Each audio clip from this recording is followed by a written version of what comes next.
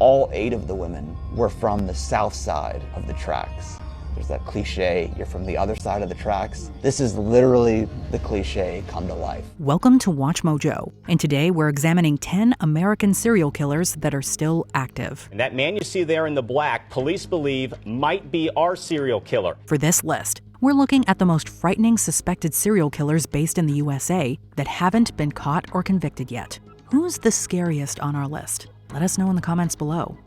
The Frankford Slasher. From 1985 through 1990, night brought terror to the streets of Frankfurt. For 5 years, women in the neighborhood of Frankfurt and Philadelphia, Pennsylvania were in a state of terror.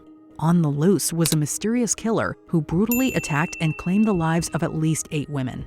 In 1990, a victim was discovered behind a fish market, leading to the arrest of Leonard Christopher, who worked there. Despite the suspect being described as a middle-aged white man, Christopher, who was black, was charged with her murder. While he was locked up, the body of a 9th victim was found, but that didn't stop Christopher from being convicted and sentenced to life. With the other 8 murders left unsolved, the Frankford Slasher may very well still be out there. Not only was Ms. Dowd never given justice because her murder was never found and caught, the other 8 women, those murders are still unsolved. The Colonial Parkway Killer. While the Colonial Parkway is often seen as a scenic roadway in Virginia, it was also the hunting ground for a prolific slayer. From 1986 to 1989, 4 couples either vanished from the parkway or were discovered dead in the area. It's also my opinion that there had to be 2 killers because these vigorous young women fought back. Thomas had hair between her fingers, fighting back. Judging from the nature of the crime scenes, authorities suspected that the assailant was a law enforcement officer. In 2010, Fred Atwell, a former sheriff's deputy, was announced as a suspect in the Colonial Parkway slayings. However, Atwell believed he was being targeted by the FBI, as he had revealed that someone leaked photos of the crime scenes from their office. Even some of the victims' families defended him. Regardless, Atwell wasn't charged for the murders, and to date, no one else has been either. You try to put it out of your head so you can function on a day-to-day basis.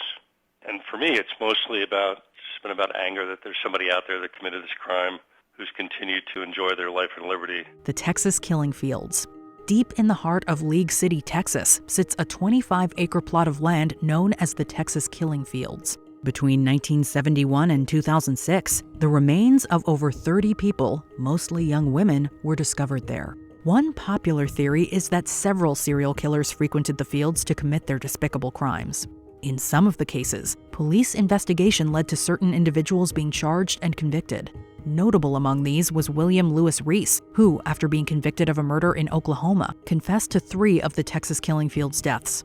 Although he was sentenced to life for those crimes, that still leaves a large number of victims whose killers are yet to be caught. The Jeff Davis 8 killer or killers. These women's faces are on billboards, along with billboards for casinos and hunting shops and gas stations. In the mid to late 2000s, Jefferson Davis Parish in Louisiana had to grapple with the deaths of 8 women that have remained unsolved for years. The bodies of these women were so badly decomposed that it was virtually impossible to know exactly how they died. What made these cases peculiar was that most of the victims shared many things in common. It was in the drug world, bad. We tried helping her, we tried getting her help. Not only had they all worked as police informants in the past, some of them were even related and had lived together. The last victim, victim number 8, occurs within 6 months or so of the task force's inception. The investigation was plagued by police misconduct and an apparent disregard for the evidence. This has led to several people being arrested for the crimes, only to be released soon after due to problems with the evidence. The Chicago Strangler. Prowling the streets of Chicago, Illinois is a person believed to be responsible for strangling at least 51 women. Between 2001 and 2018, this individual targeted mainly black women who offered adult services. For years, the families of the victims tried to get the police to find the culprit, all to no avail. As a longtime resident, I am not seeing a lot of effort on actual crime solving. In 2019, the Chicago PD finally gave in and began looking closely at the case. However, they revealed that they couldn't find enough evidence to attribute the crimes to one serial killer. Instead, they began investigating them as isolated murders, which led to the 2020 arrest of a man named Arthur Hilliard for the death of one of the victims. The other cases remain unsolved. The Little Rock serial stabber. Starting in 2020, a mysterious assailant dubbed the Little Rock serial stabber attacked 4 people in Little Rock, Arkansas, with 3 of them being fatal. At first, the crimes were thought to be random, but as they persisted, it became clearer that they were most likely carried out by the same person. The incidents occurred in the early hours of the morning, with grainy surveillance footage from one of the attacks showing a hooded figure with a tall, slender build. They say the man in this video is who they are looking for. Someone who survived one of the attacks says he was an adult black male over 6 feet tall. The culprit was described by the only surviving victim as a black male standing at over 6 feet tall. A $20,000 reward was issued for information leading to the arrest. However, since 2021, the slasher seems to have gone underground. The I-70 killer. In the spring of 1992, there was a wave of killings in Midwestern stores along the Interstate 70 highway. Through the states of Indiana, Kansas, and Missouri, an unidentified man claimed the lives of 6 store clerks, earning the nickname the I-70 killer. A shoe store in Indianapolis, a ceramic shop in Terre Haute, a bridal shop in Wichita, an herbal medicine store outside Kansas City. In one of the incidents, the killer was seen by a customer who walked in after he had committed the crime and was able to escape unhurt.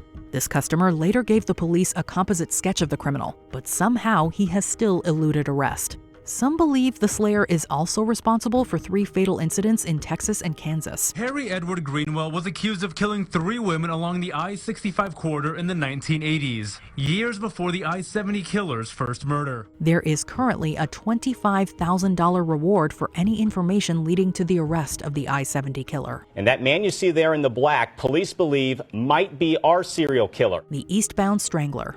In November 2006, 2 people who had gone out for a walk in Atlantic City, New Jersey, accidentally stumbled upon a crime scene. Buried in a ditch behind a motel were the bodies of 4 women who made a living as sex workers in the area. The bodies were placed far from each other and positioned to face east. Hence, the suspect was dubbed the Eastbound Strangler. He takes his victims' shoes and poses their bodies in a line facing east. Over the years, there have been several potential suspects behind the brutal crimes, including a handyman who lived in the motel and even the Long Island serial killer. A reward of $25,000 has since been issued for information leading to an arrest, but no charges have been filed so far. The West Mesa Bone Collector.